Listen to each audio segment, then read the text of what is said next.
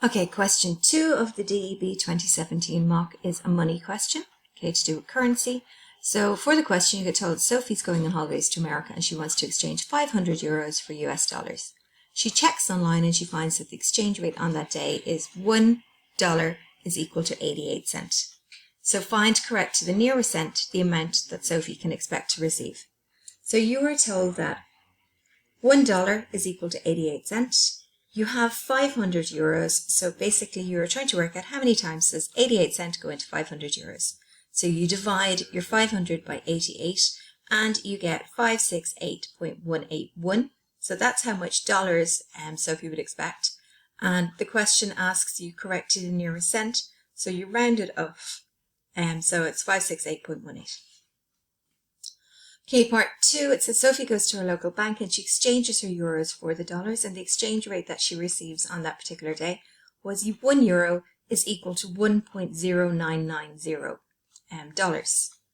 So how much money does she get? So you basically again have 500 euros. This time they told you each euro is equal to your 1.0990. So you are simply multiplying across and you get 549.50. Okay, part 3 asks you why is there a difference between the two amounts. So there could be a difference between the two amounts due to commission, right? Banks charge you different amounts to use their services, or the rates change depending on the financial institution. So if you went to AIB or Bank of Ireland or the Post Office or somewhere else, the rates could be different. Okay, part B is also financial maths. It says Graham wishes to invest 3,000 euros for 3 years and his local bank will offer him 2 options, option 1 and option 2. Option 1, you are getting 2.75 compound interest per year for 3 years and you can withdraw your money anytime you want. Or option 2, you're getting 5% after 2 years and then 3% every year after that. But if you take money out within the first 2 years, there's a penalty, so they will charge you something. So in terms of the question, it asks you to find correct to the nearest cent the value of Graham's investment at the end of the 3 years. So option 1, they told you it was compound interest. So in your log tables, you go to the financial math section and you find the compound interest formula, which says final is equal to principal, 1 plus I has to be as a percentage to the power of t. Okay, so for Graham's investment, write down your 3 letters and label what they stand for. So the principal, the amount of money he had to start was 3,000. The time he's going to invest for is 3 years. And the interest rate, they said, was 2.75%. We need that as a decimal. So you go 2.75, divide by 100, and you get 0.0275. Okay. Then you plug them into your formula, press the buttons on the calculator, and you get 3,254.368.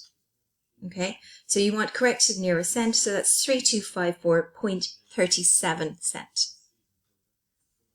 Option 2 said that you could have 5% interest for 2 years, like after the 2 years. So you want to work out what 5% of 3,000 is, so you multiply your 3,000 by 0.05 and you get 150 euros. So basically, if you put the money in the bank for 2 years, at the end of 2 years, you have made 150 euros interest. In terms of Graham, he wants to leave his money there for another year. So at the start of his 3rd year, he now has 3,150 and he's going to get 3% on that. So you're going to multiply it by 0.03 and you get 94.50. Add that on to the amount of money he had at the start of the year. So at the end of the 3 years, Graham could have 3,244 euros 50 cents. So the final part of the question said, which option would you recommend and give a reason? So would you recommend option 1 where you had to leave it there for the 3 years, but you would make 3,254.37, or would you go with the option 2, which is 3,244.50?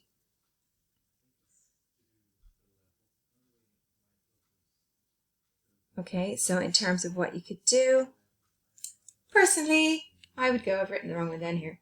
I'd go with option 1, because option 1, you can withdraw the penalty anytime, the money anytime you want, right? And also you are earning 10 euros extra interest.